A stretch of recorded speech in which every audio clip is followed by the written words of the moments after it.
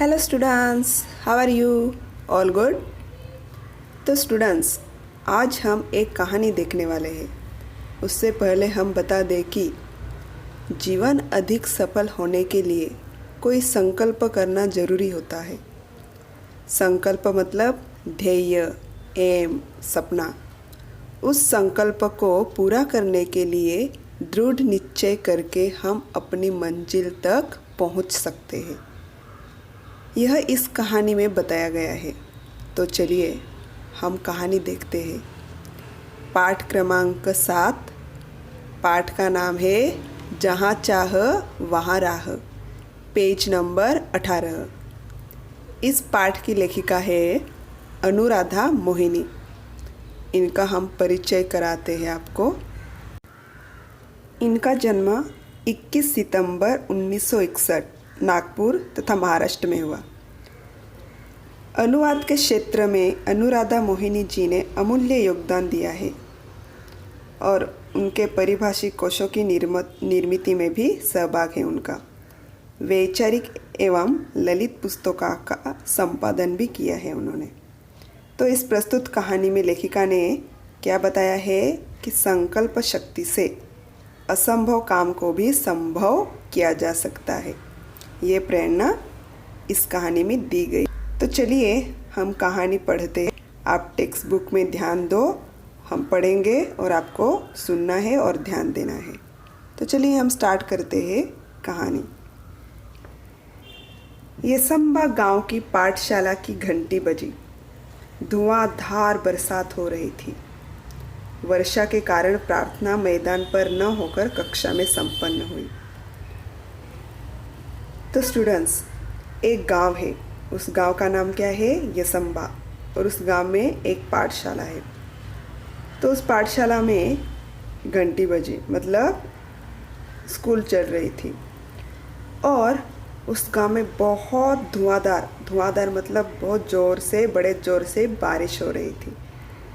इसकी वजह से, बारिश की वजह से जो प्रार्थना होती है, जैसे कि हमारे स्कूल में सुबह सुबह होती है कि नहीं, वैसे प्रार्थना कक्षा में ही ली गई, मतलब क्लास में ही ली गई। उपस्थिति लेते हुए गुरुजी ने देखा कि आज कक्षा में बहुत कम विद्यार्थी है, क्योंकि वह बारिश के कारण नहीं आ पाए थे, इसलिए कम विद्यार्थी थे क्लास में। आज इतने विद्यार्थियों के अनुपस्थित रहने का कारण क्या है? उन्होंने विद्यार्थियों से पूछा। फिर सबने क्या जवाब दिया? वही नाला गुरुजी, सबने एक स्वर में उत्तर दिया। तो क्लास के स्टूडेंट थे, वो क्यों नहीं आ पाए थे? क्योंकि जिस गांव से वो आ रहे थे, तो बीच में पाठशाला और गांव के बीच में एक नाला लगता था और बारिश की वजह से वो नाला पूरा भर गया था, इसलिए स्टूडेंट्स नहीं जा पाए थे पाठशाला में। आगे देखो। येसंबा गांव के ठीक बीच से एक नाला बहता था। गांव की बस्ती नाले के एक तरफ थी, पाठशाला और खेत दूसरी तरफ थे। बरसात के दिनों में नाले में कई बार 4 से 5 फीट तक पानी भर जाता। बड़े बुजुर्ग तो किसी तरह अपने गाय बैलों के साथ नाला पार कर खेतों में चले आते, किंतु पाठशाला आने के लिए नाला लांघना मतलब पार करना विद्यार्थियों के लिए संभव नहीं था।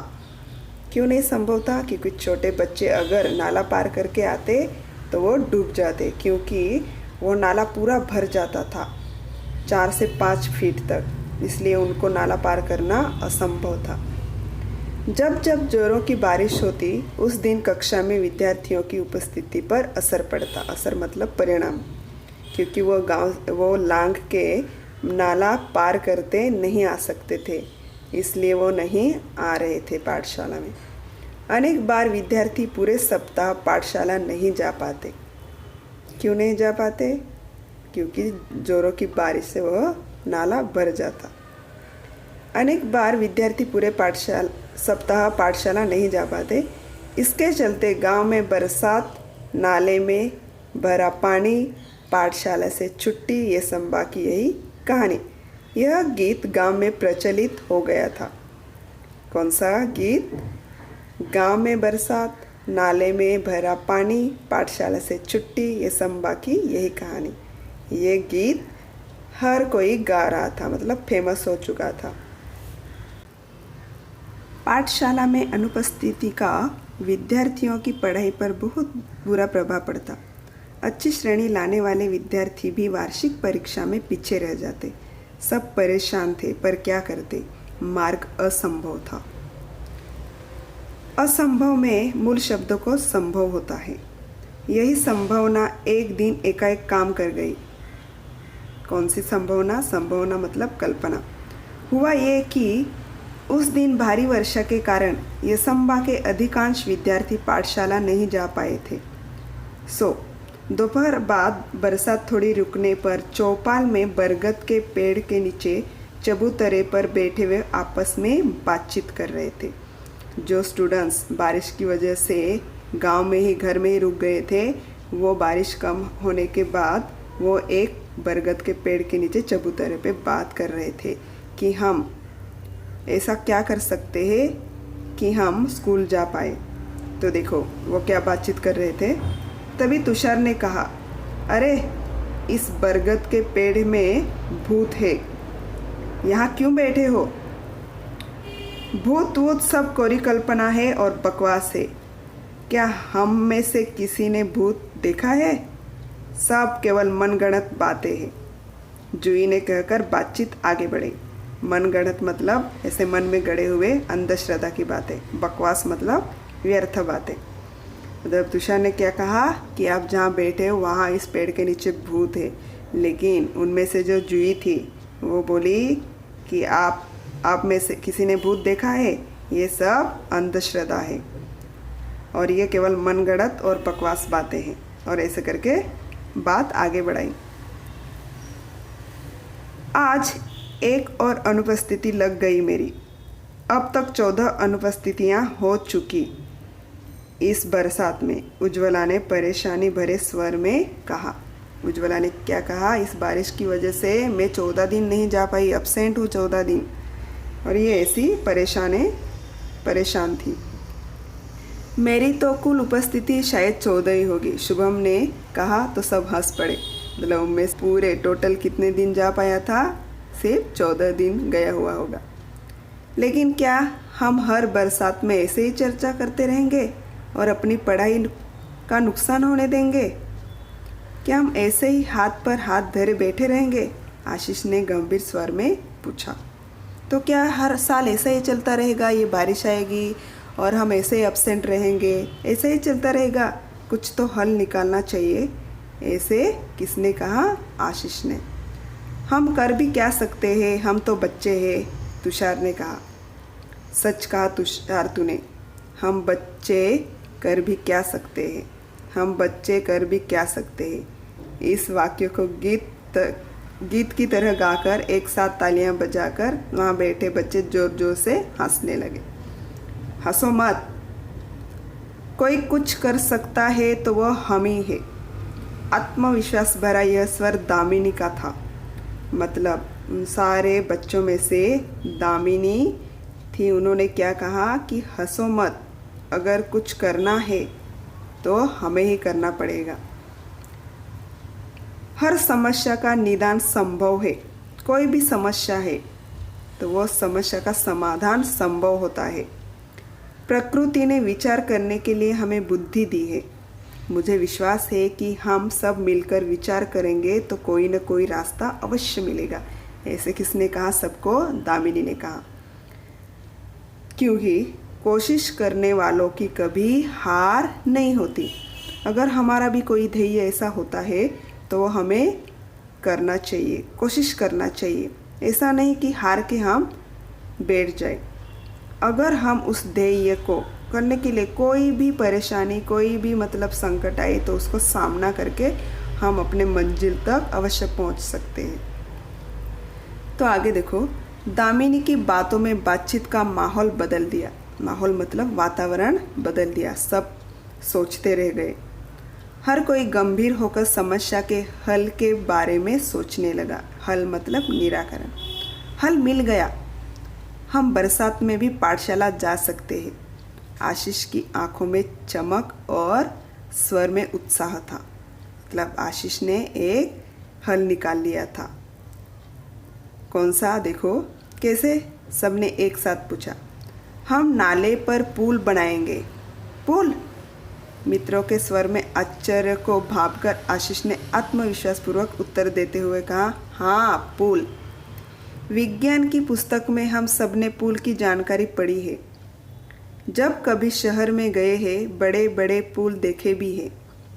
अंतर्जाल मतलब गूगल से, अंतर्जाल से हम जानकारी भी प्राप्त कर सकते हैं। गांव का नाला बहुत ज़्यादा चौड़ा नहीं है, वो छोटा है, तो हम आसानी से पुल बना सकते हैं। हमें लगभग 10 फीट का पुल बनाना है। मतलब नाला पार करने के लिए कितने फीट का पुल बनाना पड़ेगा? 10 फीट का। पुल बनाने का विचार जंगल की आग की तरह यसंबा गांव में फैल गया। हर व्यक्ति इस विचार और विद्यार्थियों के हौसले की प्रशंसा कर रहे थे, स्तुति कर रहे थे, शाबाशी दे रहे थे कि इतने छोटे बच्चे और कितना बड़ा विचार। विद्यार्थियों ने छोटे छोटे समूह बनाकर इस प्रकल्प की बारीकियों पर काम करना शुरू कर दिया। और देखो वो सारे बच्चे एक साथ इकट्ठा हुए और उन्होंने पुल की हर छोटी छोटी बातों को ध्यान से काम करना शुरू कर दिया कि हम कैसे बनाएंगे, इसमें क्या क्या साहित्य लगेगा और हम कितने लोगों की और साहित्य की ज़रूरत पड़ेगी, ये सब वो उन पे काम करना शुरू कर दिया। सामग्री की सूची बनाई। सामग्री मतलब जो जो चीज़ लगती है बांधने के लिए वो। सामग्री खरीदने के लिए 20-20 रुपये एकत्रित करना आरंभ किया, मतलब इकट्ठा करना शुरुआत की। मतलब सामग्री लेने के लिए तो पैसे चाहिए, तो उन्होंने सब गांव से 20-20 रुपये एकत्रित करने का आरंभ किया, शुरुआत की। अब तक पाठशाला के शिक्षक और गांव के लोग भी सहायता के लिए आगे आ चुके थे। जैसे ही बच्चों ने ये ठान लिया कि हम पुल बनाएंगे, तो सारे पाठशाला के जो शिक्षक थे वो और गांव के सभी लोग उनको मदद करने लगे। देखते देखते सामग्री के लिए आवश्यक राशि जमा हो चुकी थी। ऐसे ही देखते देखते जो जितना धन पैसा लगता था वो सारा जमा हो चुका था। बुजुर्गों का अनुभव, युवाओं की शक्ति, विद्यार्थियों का उत्साह, सब साथ मिलकर काम कर रहे थे। मतलब जो गांव में बुजुर्ग लोग थे, वो बूढ़े लोग और जो सारे बड़े बड़े युवा थे और ये हमारे विद्यार्थी, वो सारे सब मिलकर काम कर रहे थे। संगठित प्रयासों से काम आकार लेने लगा था और उनके जो जो काम चल रहा था वो थोड़ा थोड़ा होने लगा था। सीमेंट के पाइप खरीदे, पत्थर इकट्ठे किए गए, ईंटें आई, बंजर जमीन से मिट्टी खोदी गई। गांव के छगन बाबा नामक एक बुजुर्ग ने प्रचुर मतलब अधिक मात्रा में रेत उपलब्ध करा दी। पुल बनाने के लिए पूरे गांव के हाथ एक साथ मिट्टी का भराव करने लगे। मतलब अब सारा गांव काम पे लग गया है। सारा जो साहित्य चाहिए था वो इकट्ठा हो गए हैं और सारे गांव के लोग पुल बनाने के लिए इकट्ठा हो गए और काम करने लगे। हर दिन स्वप्न पूर्ति की ओर एक एक कदम बढ़ाने लगा था गांव, और इसी तरह थोड़ा थोड़ा काम हो रहा था।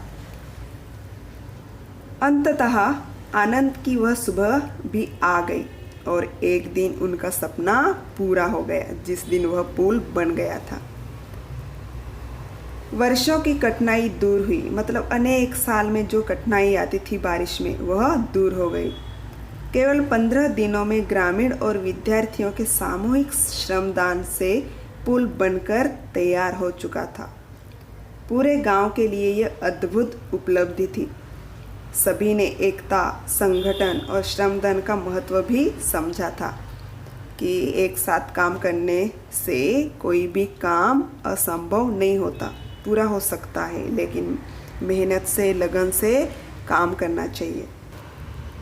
बरसात में इस बार भी नाले में पानी भरा था, पर विद्यार्थी हंसते खेलते पुल से पाठशाला की राह जाने लगे।